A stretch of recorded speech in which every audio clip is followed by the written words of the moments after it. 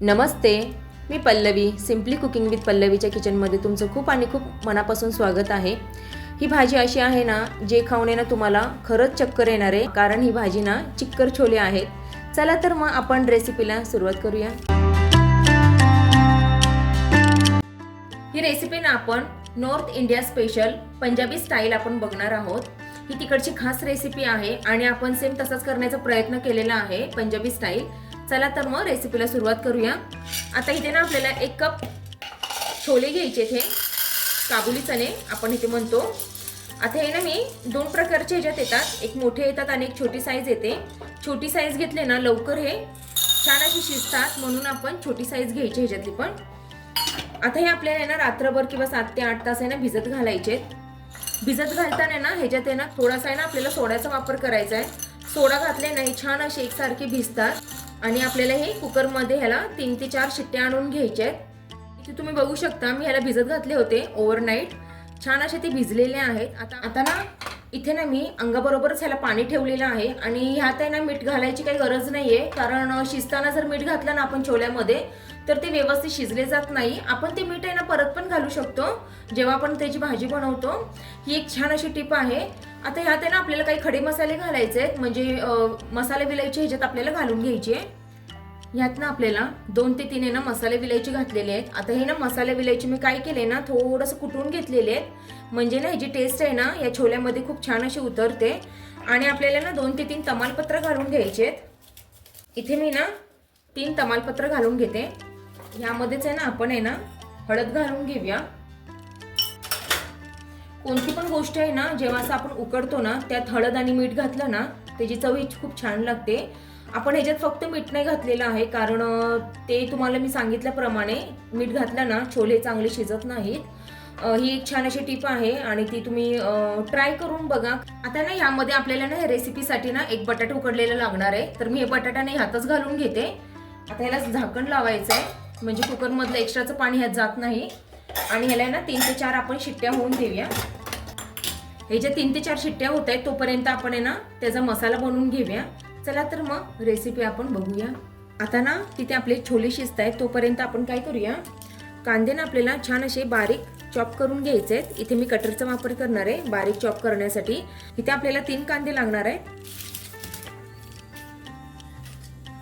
इथे ना असं मी मोठे मोठे ना कांद्याचे असे काप करून घेतलेत. आता आपल्याला हे कटरमध्ये घालायचं आहे आणि याला बारीक असं चॉप करून घ्यायचं आहे. आता ह्यातच आहे ना आपल्याला 1 इंच आलं आणि लसूण घालून घ्यायचं आहे. तो पण छान असा चॉप करून आपल्याला घ्यायचा आहे. फोडणी घालताना ना ह्याची पण चव खूप छान लागते, म्हणून आपल्याला हे आत्ताच घालायचं आहे. इथे ना तुम्ही बघू शकता छान असं बारीक चॉप झालेलं आहे. जर तुम्हाला सुरीने असं चॉप करता येत असेल तर तुम्ही सुरीने पण करू शकता, पण चॉपिंग मशीनने ना एकसारखं असं छान असं बारीक चॉप होतं. छान असं आपलं बटाटा पण शिजलंय आणि छोले पण तुम्हाला मी दाखवते. छान असे मऊ शिजलेत, आपल्याला असे शिजून घ्यायचे आहेत.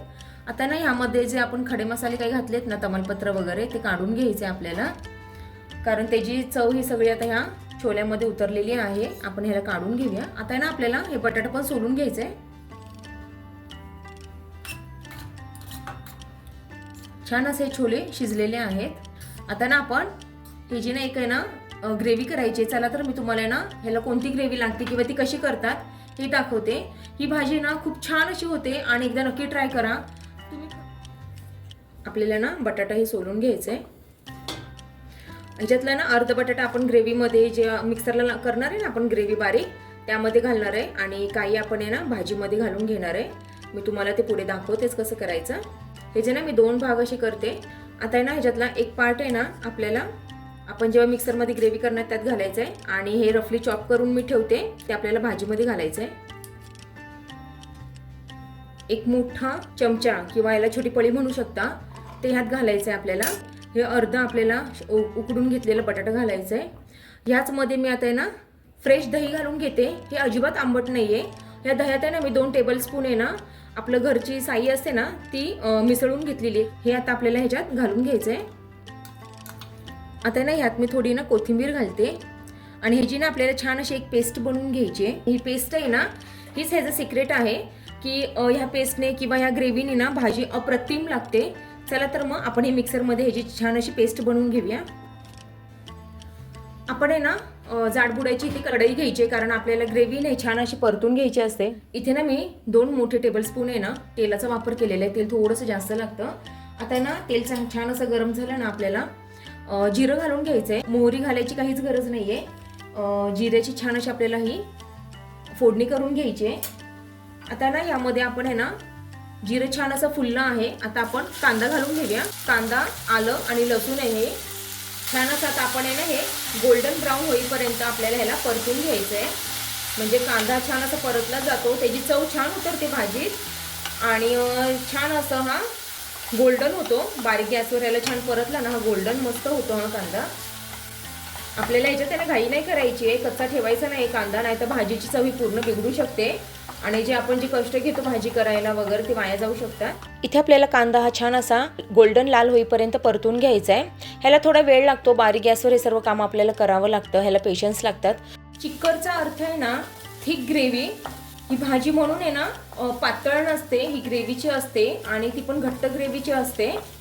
म्हणून कदाचित आहे ना या रेसिपीचं चिक्कर छोले असं नाव असेल. छान असा आपला कांदा आहे ना हा लाल झालाय. इथे ना मी लाल बेडगी मिरची पावडर घातलेली आहे. आपल्याला ना ह्याच्यात काळा मसाला नाही वापरायचा आहे, लाल बेडगी मिरची पावडर वापरायची आहे. किंवा तुम्ही थोडंसं तिखट पाहिजे असेल तर लाल चटणीचा थोडा वापर करू शकता किंवा हिरव्या मिरच्या थोड्या आपण जेव्हा वाटण केलं ना त्यामध्ये घालू शकता. आता यामध्ये ना आपल्याला छोले मसाला घालून घ्यायचा आहे. 2 मोठे टेबलस्पून मी लाल बेडगी मिरची पावडर आणि छोले मसाला घेतलेला आहे. छान असं आपल्याला परतून घ्यायचं आहे. आता छान आहे ना आपले हा मसाले छान असे परतून झालेत तेलामध्ये. आता ना आपण यामध्ये ना ग्रेव्ही घालून घेऊया. जी आपण ग्रेव्ही केली होती ना ती घालून घेऊया. या ग्रेव्हीमुळेच आहे ना या भाजीला छान अशी चव येते आणि ही भाजी ना थिक होते. दही ना हे आंबट घेऊ नका, फ्रेश घ्या. आदल्या दिवशी ना ती फ्रेश लावा, अजिबात ते आंबट नसलं पाहिजे, नाहीतर मग या भाजीची ना चव सगळी बिघडून जाईल. आपण ह्याच्यात आहे ना दही आणि जी साई घेतली होती ना मलाई, त्याच्याने ना छान असं ह्याला तेल सुटतं या ग्रेव्हीला. आणि जे आपण उकडून टाकलेले बटाटा आहे ना त्याने छान असा थिकनेस येतो, किंवा काबुली चणे जे आपण घातलेत ना ह्याच्यात वाटणात, त्यामुळे ना ह्याला छान असा या ग्रेव्हीला थिकनेस असा येतो. तुम्ही बघू शकता जसं जसं आपण त्याला परततोय ना तसं तसं ते ना त्यातलं दही आणि जी आपण साई घेतली होती ना ती मेल्ट व्हायला लागली आहे आणि ग्रेव्ही ही पातळ व्हायला लागली आहे. पण 2 मिनिटं अजून ह्याला छान असं परतून घेऊया, म्हणजे ह्याला तेल सुटेल छान. तुम्ही बघू शकता छान असं आपली ग्रेव्ही ही परतून झालेली आहे आणि ती अशी पातळ झालेली आहे, कारण त्यातली साई आहे आणि ते ना सर्व आपण जे घातलं होतं ना ते छान असं मेल्ट झालेलं आहे. छान असं शिजत आलेली आहे ग्रेव्ही. आता ना आपण ह्याला 2 मिनिटं ना झाकण ठेवूया, म्हणजे ह्याला ना छान अशी तरी सुटेल. छान असं तुम्ही बघू शकता तेल छान सुटलेलं आहे. ग्रेव्ही छान अशी आपली परतून झाली आहे, त्याला तेल सुटले वरती आलंय, म्हणजे छान अशी आपली परतली आहे ग्रेव्ही. आता आपण आहे ना ह्याच्यात आहे ना जे शिजवून घेतले होते ना छोले ते घालून घेऊया.